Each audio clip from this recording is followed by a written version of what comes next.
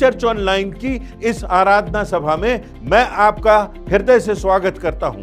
धन्यवाद देता हूं कि आज आप इसमें हमारे साथ जुड़ गए हैं। कितनी बार हमारे जीवनों में हम चाहते हैं कि हमें परमेश्वर की आशीषें मिले, हमारे परिवार को, हमारे लोगों को परमेश्वर की असीमित आशीषें प्राप्त हों, परंतु जब बात आती है परमेश्वर की आज्ञाओं की, उसके आदेशों की, उसके वचन की, तो क्या वह हमारे जीवन में प्राथमिक होता है?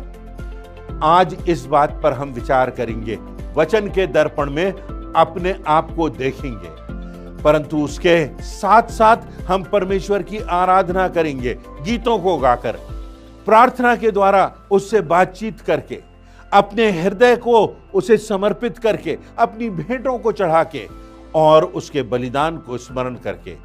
निश्चित रूप से आज की आराधना में हम परमेश्वर की आवाज सुन सकेंगे और उससे भी बढ़कर परमेश्वर के वचन की चेतावनी हमारे सामने होगी। तो आइए हम इस आराधना में आगे बढ़ते हैं। परमेश्वर हम सबों को बहुतायत से आशीषित करे अपने वचन के द्वारा और इस आराधना की सहभागिता के द्वारा। आप सभी को प्रभु यीशु मसीह के मधुर नाम में नमस्कार। हिंदी चर्च ऑनलाइन आराधना में आप सभी का स्वागत करती हूँ। आराधना में जाने से पूर्व हम परमेश्वर की आशीष और उसकी उपस्थिति के लिए प्रार्थना करेंगे। आइए हम सब मिलकर प्रार्थना करें। हे पिता परमेश्वर, हम तेरा धन्यवाद करते हैं, तेरी स्तुति आराधना करते हैं। पिता, तुझको धन्यवाद देते हैं तेरे अनुग्रह के लिए, तेरे प्रेम के लिए, तेरी दया के लिए, जो तू निरंतर हम सबों पर बनाए रखता है। प्रभु, आज की आराधना हम सबों के लिए आशीष का कारण होने वाली हो सके। जब हम गीतों को गाते हैं पिता, वो तुझे ग्रहण योग्य हो। तेरा वचन जब प्रचार किया जाता है तो हम उसे ग्रहण करने वाले हो सके। तेरी मेज में जब हम शामिल होते हैं तो हम सभी अपने आप को जांचने वाले हो सके। संपूर्ण आराधना पर तेरी आशीष और तेरी उपस्थिति को चाहते हुए इस विनती को प्रभु यीशु मसीह के मीठे और पवित्र नाम से मांगती हूँ, आमीन। हे जाति जाति के सब लोगों, यहोवा की स्तुति करो। हे राज्य राज्य के सब लोगों, उसकी प्रशंसा करो, क्योंकि उसकी करुणा हमारे ऊपर प्रबल हुई है और यहोवा की सच्चाई सदा की है। यहाँ की स्तुति करो। हे मेरे मन, यहोवा की स्तुति कर। मैं जीवन भर यहोवा की स्तुति करता रहूँगा। जब तक मैं बना रहूँगा तब तक मैं अपने परमेश्वर का भजन गाता रहूँगा। हमारा परमेश्वर महिमा और स्तुति के योग्य है। तो बड़े उत्साह के साथ परमेश्वर के आदर और महिमा में हम कुछ गीत और कोरस गा लेंगे।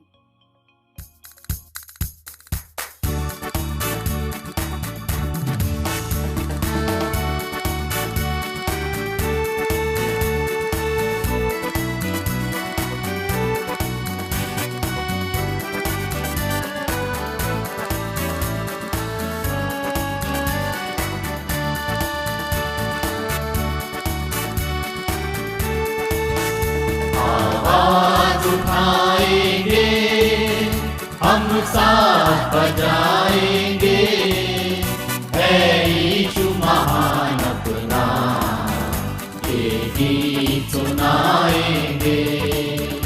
आवाज उठाएंगे, हम साथ बजाएंगे, है यीशु महान अपना, ये गीत सुनाएंगे। आवाज उठाएंगे, संसार की सुंदरता में ये रूप तो तेरा ही, इन चांद सितारों में है अक्स तो तेरा ही।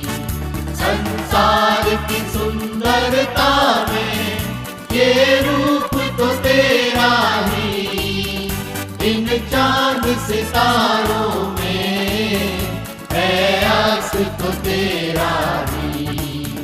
महिमा की तेरी बातें हम सबको बताएं। गाएंगे, है यीशु महान अपना, ये गीत सुनाएंगे, आवाज उठाएंगे। दिल तेरा खजाना है, एक पाक मोहब्बत का, पा न सका कोई, सागर है तू उल्फत का। दिल तेरा खजाना है, एक पाक मोहब्बत का, पा न सका कोई, सागर है तू उल्फत का। हम तेरी मोहब्बत से दिल अपना सजाएंगे, है यीशु महान अपना, ये गीत सुनाएंगे, आवाज उठाएंगे।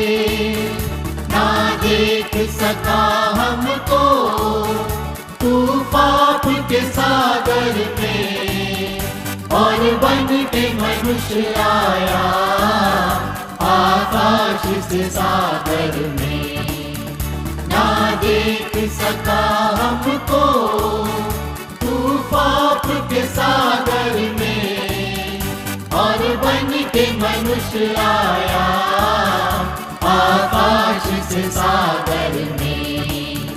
मुक्ति का तू दाता है, दुनिया को बताएंगे, यीशु महान अपना, ये गीत सुनाएंगे, आवाज उठाएंगे, हम साज बजाएंगे, है यीशु महान अपना, ये गीत सुनाएंगे, आवाज उठाएंगे।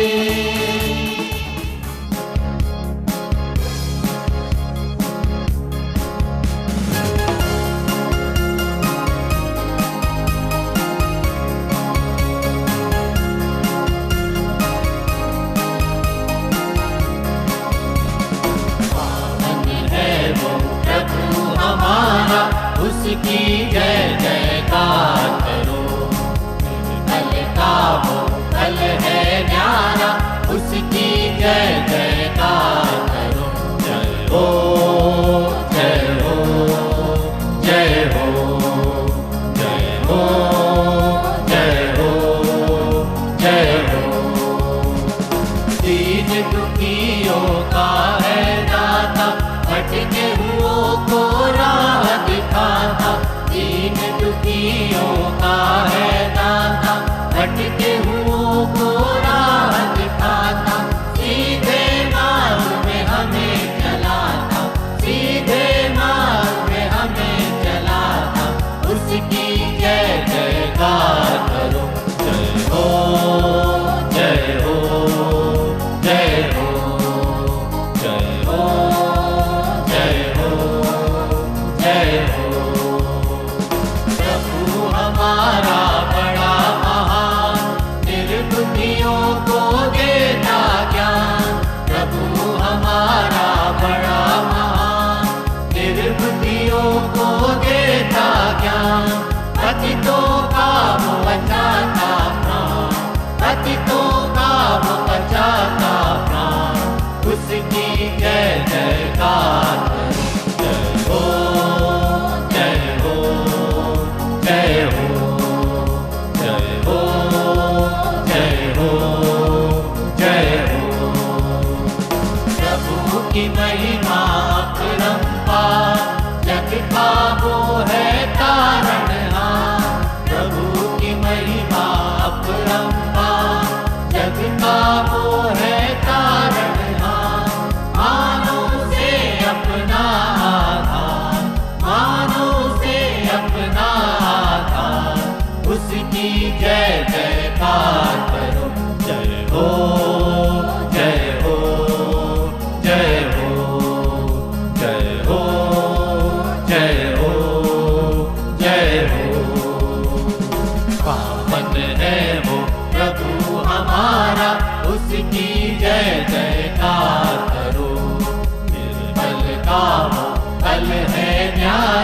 उसकी जय जयकार करो। जय हो जय हो जय हो जय हो जय हो जय हो।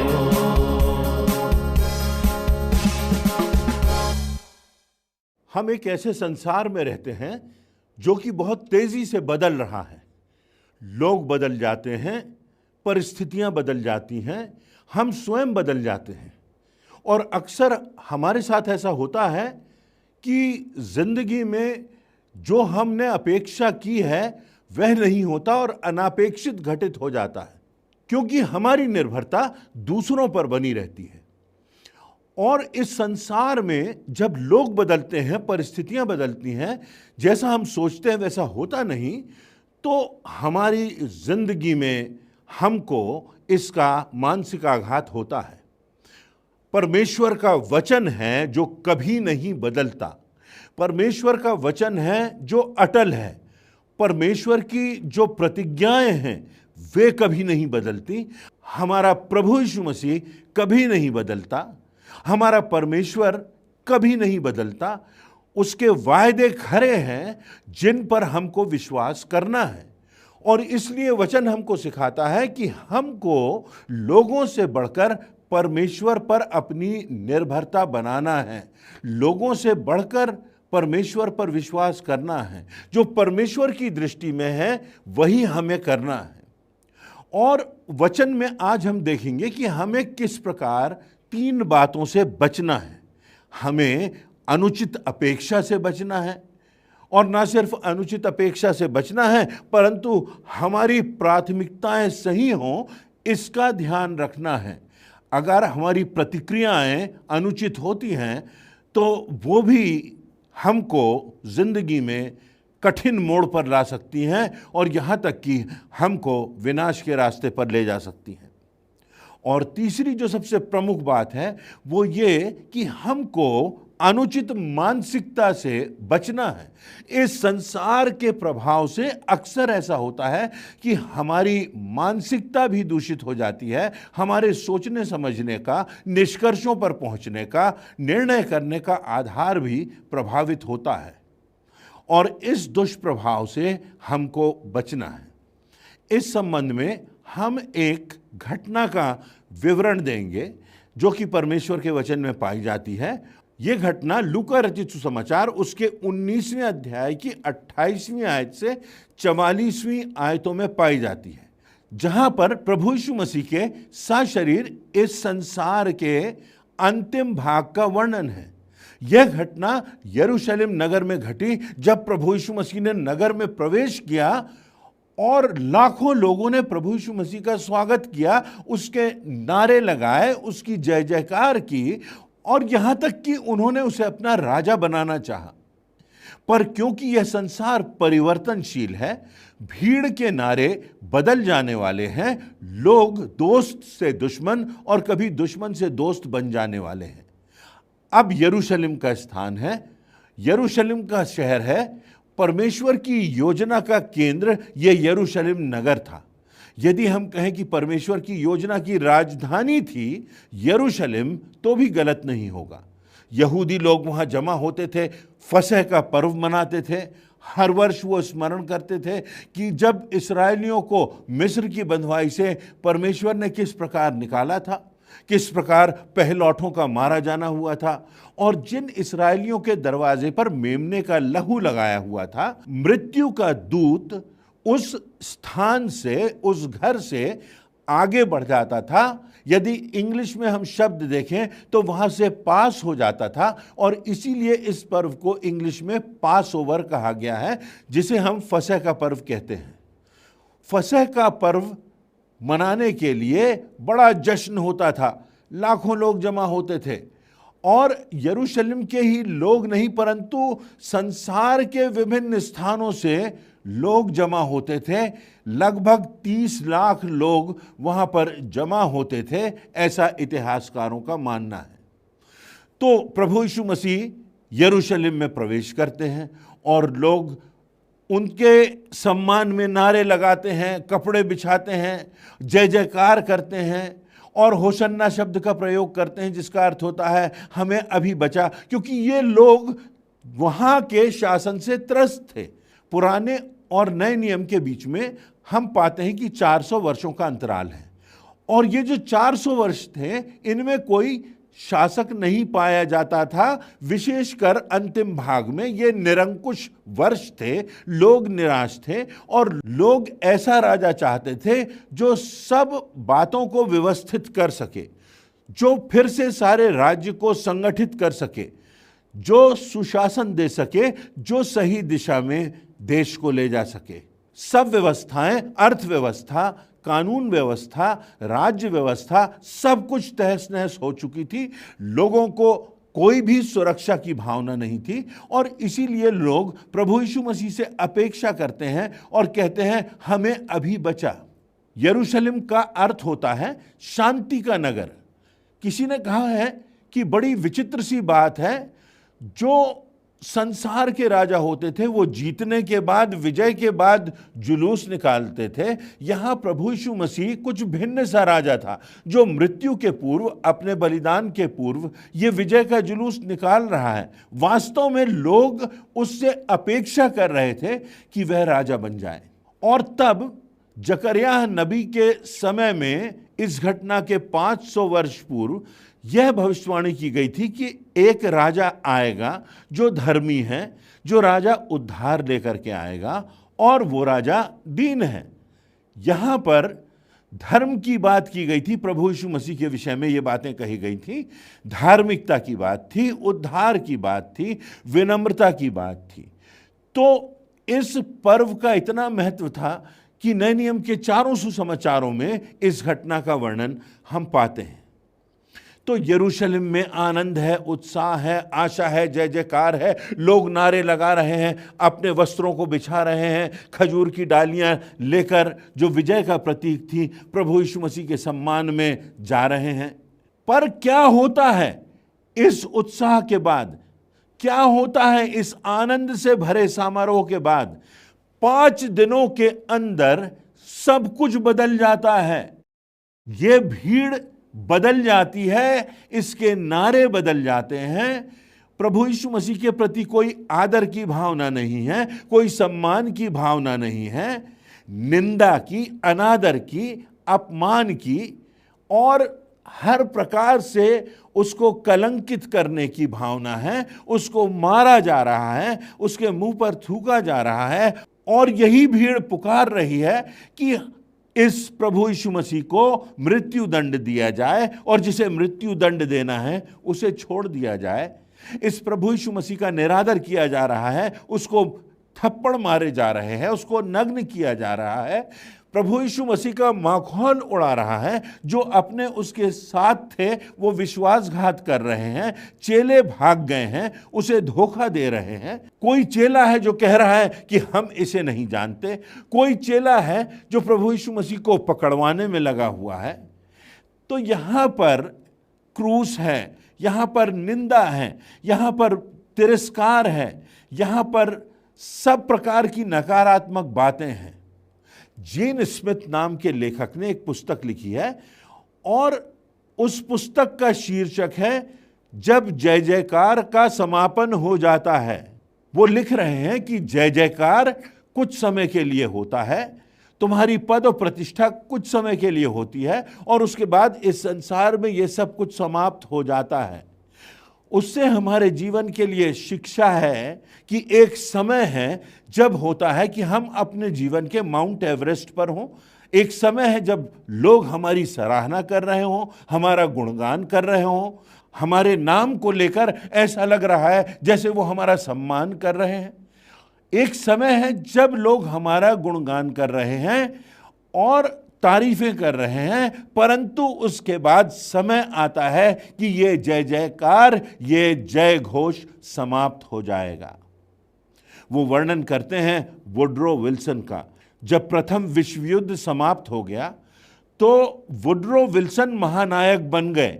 उन्हें इतना सम्मान मिला, उनका इतना जय जयकार हुआ, उनकी तारीफों में पुस्तकें लिखी गईं।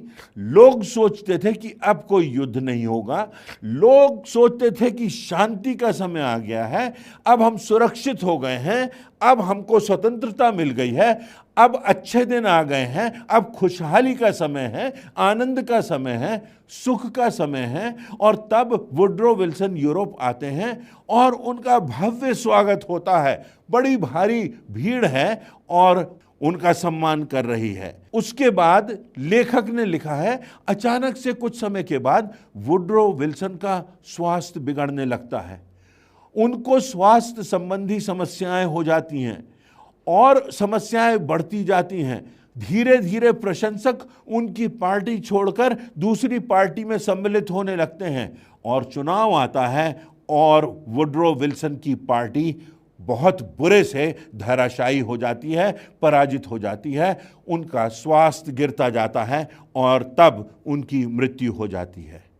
एक पराजित, निराश और टूटे हुए व्यक्ति के रूप में वुड्रो विल्सन की मृत्यु हो जाती है। जो बात है वह यह कि परिस्थितियां बदल जाती हैं, लोग बदल जाते हैं। तो इस बदलते हुए संसार में हमें अपने जीवन में 3 बातें हैं जो सीखना है, जिनसे हमको शिक्षा मिलती है और जिनसे हम तैयार हो जाते हैं। तो पहली बात है वो यह है अनुचित अपेक्षा की बात। हमारी जिंदगी में अनुचित अपेक्षाएं नहीं होना चाहिए। हमारी जिंदगी में अपेक्षा यह हो कि सब लोग हमारे हैं, सब लोग हमारा सम्मान करते रहेंगे, जिनके लिए हमने भला किया है वो हमारे साथ भी भला करेंगे। ये सब बातें जो हैं ये कुछ समय की होती हैं और हम पाते हैं कि लोग बदल जाते हैं, जैसे प्रभु यीशु मसीह के साथ हुआ। वास्तव में जो कुछ प्रभु यीशु मसीह के साथ हुआ उसमें लोगों ने अपनी मांग और अपनी आवश्यकता में अंतर नहीं समझा। उन्होंने देखा था कि यीशु मसीह ने भूखों को भोजन कराया, 5 रोटी 2 मछलियों से 20,000 की भीड़ को तृप्त किया।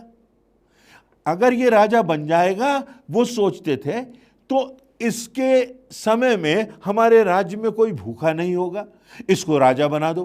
उन्होंने देखा था कि प्रभु यीशु मसीह ने कोढ़ियों को शुद्ध किया था, झोले के मारे को चंगाई दी थी, जो अंधे थे वे देखते थे। प्रभु यीशु मसीह ने लंगड़ों को चंगा किया था, बीमारों को चंगाई दी थी। वो सोचते थे कि इसको राजा बना दो, कोई बीमार नहीं होगा, कोई भूखा नहीं होगा। इसके बाद उन्होंने देखा था कि प्रभु यीशु मसीह ने यहां तक कि मृतकों को भी जिला दिया था। लाजर को जिला दिया था, यायर की बेटी को जिला दिया था, नाइन नगर में विधवा के पुत्र को जिलाया था। और इन सब बातों की चर्चा सब तरफ थी और लोग सोचते थे कि प्रभु यीशु मसीह तो लोगों को मृतकों में से भी जिला देगा। तो अगर ये राजा बन जाए तो इसके राज्य में ना कोई मरेगा, ना कोई भूखा होगा, ना कोई प्यासा होगा, ना कोई बीमार होगा। तो वो उसको सांसारिक राजा बनाना चाहते थे। हमारे साथ भी यह बात तो नहीं है कि हमारी प्रभु से अनुचित अपेक्षाएं हो गई हैं। जब तक हमारी आवश्यकताएं पूरी हो रही हैं, जब तक सब कुछ ठीक है, जब तक सेवा के साथ मेवा मिल रहा है, जब हमारी इच्छा के अनुसार सब हो रहा है तो सब ठीक है। जब तक हमारे स्वप्न साकार हो रहे हैं तो सब ठीक है। और जब कुछ बिगड़ गया, हमारे साथ नकारात्मक हो गया, हमारी इच्छा के अनुसार नहीं हुआ, जब समस्याएं आई, जब सताव आया, तो जैसे प्रभु यीशु मसीह के साथ चेले भी भाग गए थे, चेले भी मुकर गए थे, पतरस जैसे लोगों ने उसे पहचानने से इनकार कर दिया था। तो कहीं ऐसा तो नहीं कि हम भी उन चेलों के समान अपने जीवन की विषमताओं में प्रभु का साथ छोड़ देंगे। ऐसे समय में तो हमें और भी अधिक परमेश्वर पर निर्भर होना है, प्रभु यीशु मसीह की ओर देखना है। किसी ने कहा है जब हमारे जीवन में त्रासदियां आती हैं तो हमारे सामने 2 रास्ते होते हैं। एक रास्ता वो जो हमें परमेश्वर से दूर ले जा सकता है और दूसरा रास्ता वो जो हमें परमेश्वर के निकट ला सकता है। ऐसी विषमता के समय में परीक्षण होता है कि हमारा कितना समर्पण है, हमारी प्रतिबद्धता कितनी मजबूत है, हमारे विश्वास का आधार कितना दृढ़ है। और हम ऐसे समय में अक्सर परमेश्वर से प्रश्न करने लगते हैं कि ऐसा मेरे साथ क्यों हुआ, ये समस्या मेरे साथ क्यों हुई, ये विषमताएं और ये त्रासदियां मेरे साथ ही क्यों हुई। किसी को पता चलता है कि गंभीर बीमारी हो गई है, किसी को पता चलता है ये बीमारी तो लाइलाज है। और इसीलिए पौलुस हमको चेतावनी देते हुए वचन में लिखता है, यदि केवल हम इसी संसार में यीशु से आशा रखते हैं तो हम मनुष्यों में सबसे अभागे हैं। जब झोले के मारे को प्रभु यीशु मसीह के पास लाया गया, जो पैरालाइज्ड हो गया था, जो हिल नहीं सकता था, जो चल नहीं सकता था, तो प्रभु यीशु मसीह ने उसको पहले शारीरिक चंगाई नहीं दी। सबसे पहले प्रभु यीशु मसीह ने कहा, पुत्र तेरे पाप क्षमा हुए, क्योंकि प्रभु यीशु मसीह जानते थे कि उसकी मूलभूत आवश्यकता उसके आत्मा के उद्धार की है। और इसलिए प्रभु यीशु मसीह ने उससे कहा, तेरे पाप क्षमा हुए। उसके बाद प्रभु यीशु मसीह ने कहा, जा अपनी खाट उठा और चल फिर, और उसको शारीरिक चंगाई मिल गई। हमारे लिए आत्मिक चंगाई की आवश्यकता प्राथमिक है, क्योंकि ये हमें अनंत जीवन की ओर ले जाती है, परमेश्वर के मार्ग पर हमको ले जाती है। तो पहली बात हमें यह देखना है कि कहीं हम प्रभु यीशु मसीह से, परमेश्वर से अनुचित अपेक्षाएं तो नहीं कर रहे हैं। दूसरी बात हमें यह देखना है कि क्या हमारी प्राथमिकताएं सही हैं। इस भीड़ की प्राथमिकताएं सही नहीं थी। जो जुलूस था, जो जय जयकार के नारे थे, इन सब के बीच में प्रभु यीशु मसीह यरूशलेम की ओर देखते हैं और उनकी आंखों से आंसू बहते हैं। ऐसे में तो राजा को खुश होना चाहिए, ऐसे में तो प्रभु के चेहरे पर मुस्कुराहट होना चाहिए। यह तो ऐसा पर्व था जो उत्साह से भरा हुआ था, इसमें तो प्रभु यीशु मसीह को आनंदित होना चाहिए। परंतु इन सब के बावजूद भी, इस भीड़ के बावजूद भी, इस जय जयकार के बावजूद भी प्रभु यीशु मसीह के आंसू बह रहे हैं यरूशलेम को देखकर। प्रभु यीशु मसीह कहते हैं कि यरूशलेम, मैंने तो तुझे बचाना चाहा पर तुमने ना चाहा। यूहन्ना रचित सुसमाचार उसका 6वां अध्याय उसकी 26वीं और 27वीं आयतों में लिखा है, यीशु ने उन्हें उत्तर दिया, मैं तुमसे सच सच कहता हूं कि तुम मुझे इसलिए नहीं ढूंढते हो कि तुमने अचंभित काम देखे, परंतु इसलिए कि तुम रोटियां खाकर तृप्त हुए। नाशमान भोजन के लिए परिश्रम ना करो, परंतु उस भोजन के लिए जो अनंत जीवन तक ठहरता है, जिसे मनुष्य का पुत्र अर्थात स्वयं प्रभु यीशु मसीह तुम्हें देगा, क्योंकि पिता अर्थात परमेश्वर ने उसी पर यह छाप कर दी है।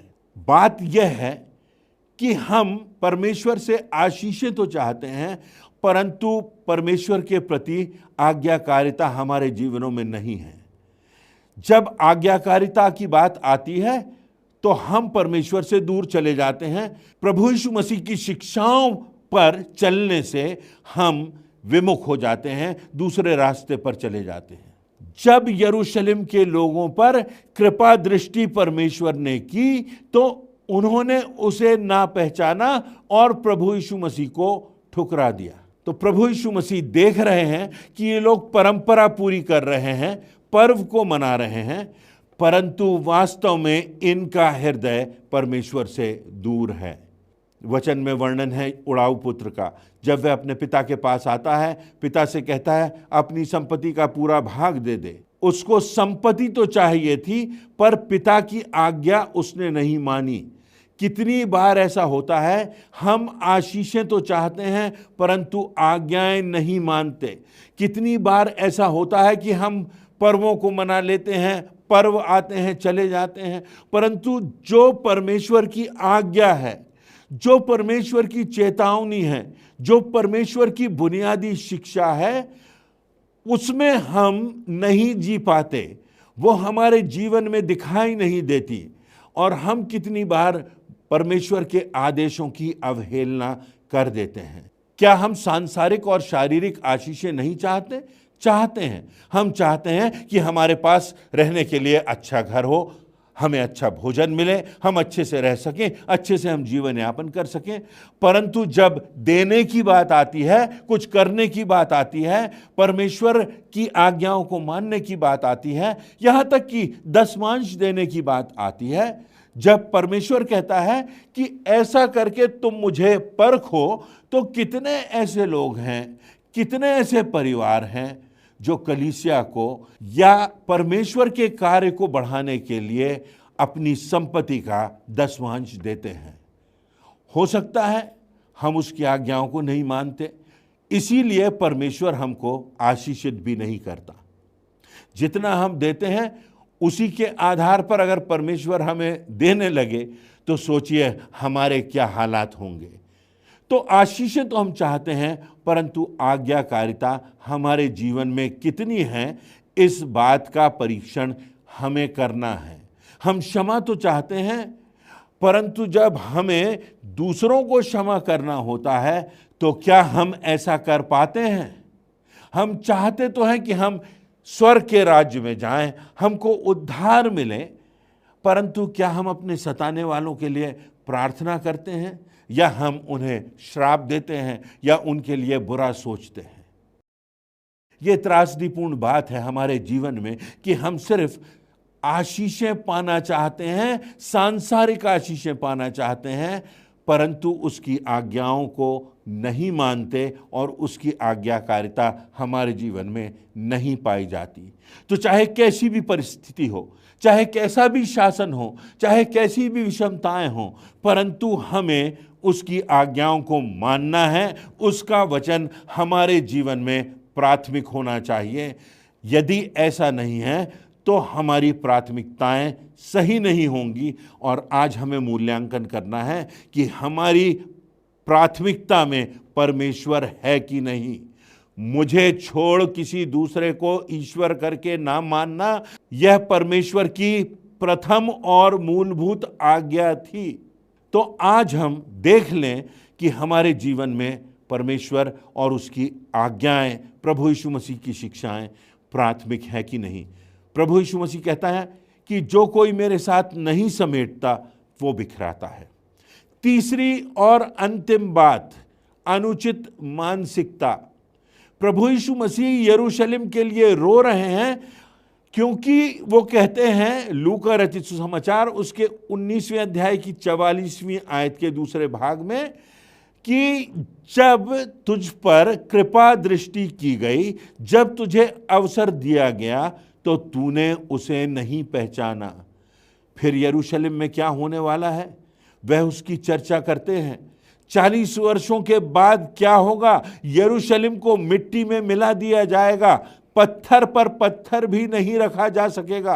प्रभु यीशु मसीह परमेश्वर के न्याय की बातें कर रहे हैं, परमेश्वर के क्रोध की बातें कर रहे हैं। और जो लोगों की मानसिकता थी वो ये थी कि लोग न्याय की बात को, परमेश्वर के न्यायी होने को गंभीरता से स्वीकार नहीं करते थे। कितनी बार हमारे साथ भी ऐसा होता है कि हम इस बात को भूल जाते हैं कि हमें न्याय को स्मरण रखना है। परमेश्वर ने ना सिर्फ हमें एक उद्धारकर्ता प्रभु यीशु मसीह के रूप में दिया, परंतु ये प्रभु यीशु मसीह एक दिन हमारा न्यायी होगा। हमें स्मरण नहीं रहता कि एक दिन उसके न्याय के सिंहासन के सामने हमें खड़ा होना है। चाहे हम आज कुछ भी हों, चाहे आज हम कितने भी बड़े पद पर हों, चाहे आज हम कितने भी पढ़े लिखे हों, चाहे हम कितने भी समृद्ध हों, परंतु हम उसके न्याय से नहीं बच सकते। प्रभु यीशु मसीह के जन्म के 70वें वर्ष में क्या होता है? टाइटस नाम का एक रोमी शासक आता है और 10 लाख यहूदियों को यरूशलेम में कत्ल करा देता है। आप कल्पना कीजिए, 10 लाख लोगों को एक समय में कत्ल कर दिया जाना, हम सोच भी नहीं सकते।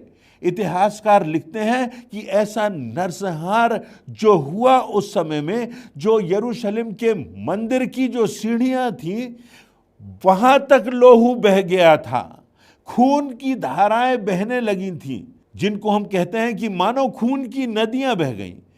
परमेश्वर का क्रोध हम पर भड़कता है, परमेश्वर नाराज होता है, परमेश्वर अनुग्रह करता रहता है, हमको क्षमा करता है, परंतु बार बार जब हमको अवसर मिलता है, बार बार जब हम पर कृपा दृष्टि की जाती है, तो हम उस अवसर को नहीं पहचानते। आवश्यकता इस बात की है कि जब परमेश्वर के अनुग्रह का काल है, जिसमें मैं और आप आज जी रहे हैं, इस अवसर को हमें पहचानना है। क्योंकि प्रभु यीशु मसीह जब यरूशलेम को देखते हैं तो कहते हैं, मैंने तो चाहा परंतु तुमने नहीं चाहा, इसलिए अब तुम्हारा घर उजाड़ छोड़कर मैं जाता हूं। मत्ती 27-25 में पिलातुस का दरबार है, वह न्यायाधीश है, उसके सामने प्रभु यीशु मसीह खड़े हुए हैं। पिलातुस सब बातों को सुनता है। उसकी पत्नी का संदेश आता है कि इस धर्मी व्यक्ति के मामले में तू अन्याय ना करना, और तब भी पिलातुस सब कुछ जानते बूझते हुए भी अन्याय करता है और अपना हाथ धो लेता है और कहता है, मैं इस धर्मी के लहू से अपने हाथ धोता हूं। और भीड़ की पुकार पर, भीड़ को खुश करने के लिए वह प्रभु यीशु मसीह के साथ अन्याय करता है और उसे मृत्यु दंड के लिए आगे भेज देता है। तो क्या जानते बूझते हुए भी जो कुछ पिलातुस ने किया, जो कुछ टाइटस ने किया, जो कुछ हिटलर ने लाखों यहूदियों के साथ किया कि उनको समाप्त कर दिया, क्या हमें इस बात को स्मरण नहीं रखना है कि हम परमेश्वर के न्याय से बच नहीं सकते? आज प्रमुख बात यह है कि हम इस बात को याद रखें कि हम परमेश्वर को धोखा नहीं दे सकते। परमेश्वर के हाथों में पड़ना भयानक बात है।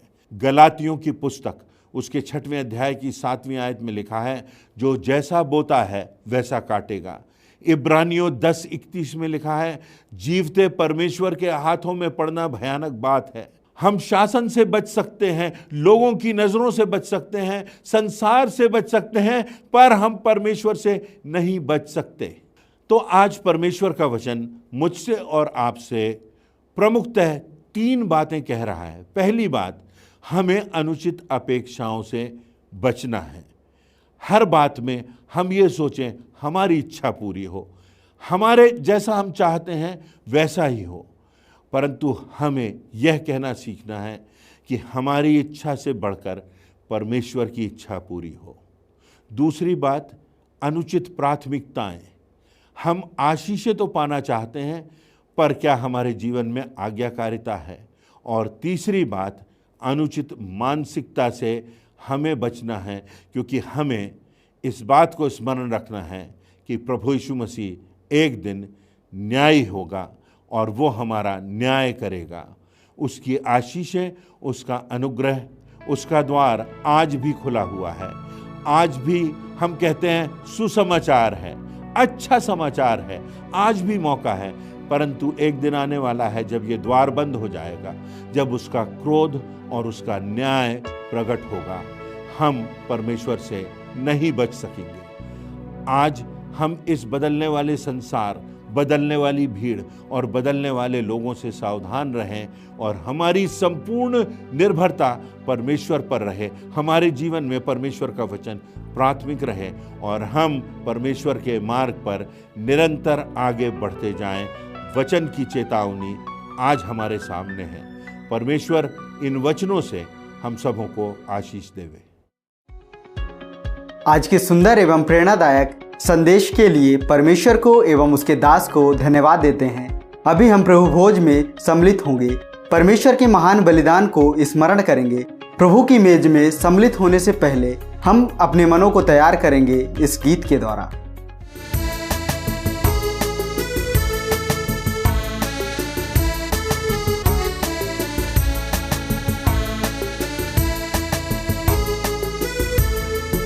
यीशु सलीब पर मरा मेरे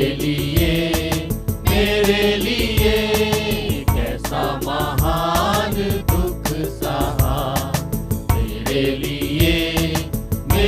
लिए नदियाँ वो कैसी खून की क्रीस्त के खून से बह गई, नदियाँ वो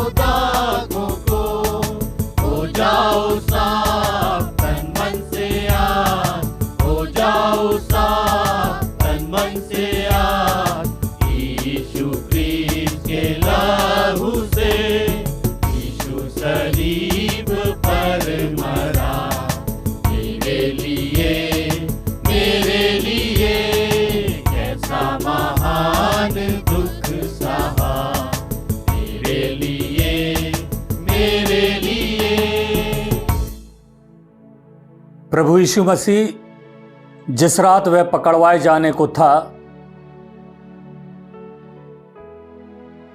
उसने रोटी ली और धन्यवाद देकर तोड़ी और अपने चेलों को देकर कहा, यह मेरी वह देह है जो तुम्हारे लिए तोड़ी जाती है। इसी रीति से उसने ब्यारी के पीछे कटोरा भी लिया और अपने चेलों को देकर कहा, यह पियो, यह मेरा वह लहू है जो बहुतों के पाप मोचन के लिए बहाया जाता है। तो जब कभी भी तुम आपस में मिलो तो मेरे स्मरण में ऐसा ही किया करो। आइए इस मेज पर हम परमेश्वर की आशीष मांगें, प्रार्थना करें। हमारे जीवित दयालु प्रेमी पिता परमेश्वर, आपके प्रेम के लिए, आपके त्याग के लिए, आपके बलिदान के लिए धन्यवाद देते हैं। आपने अपने बेटे प्रभु यीशु मसीह को इस संसार में भेजा। वो हमारे उद्धार के लिए मारा गया, गाड़ा गया और तीसरे दिन जी उठा। उसी अनंत आशा के लिए जो प्रभु यीशु मसीह के द्वारा हमें मिली है, आपके नाम का हम धन्यवाद करते हैं। हर बात में धन्यवाद देते हैं। बिनती मसीह यीशु के नाम से मांगते हैं, आमीन। प्रभु की मेज तैयार है। वो सभी जिन्होंने प्रभु यीशु मसीह के नाम से बपतिस्मा लिया है, इस मेज में शामिल हो सकते हैं। आइए इस मेज में शामिल हों।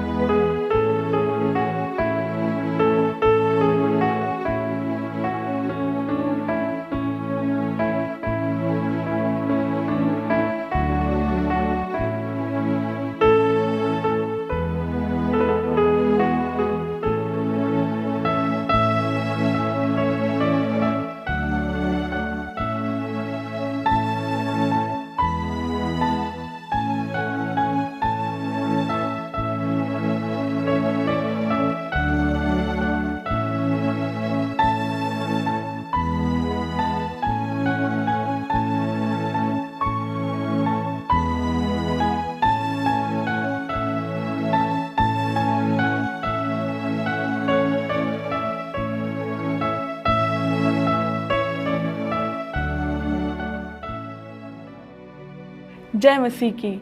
आइए हम सभी अपने स्थान पर खड़े हो जाएं। हम अंतिम प्रार्थना में जाएंगे।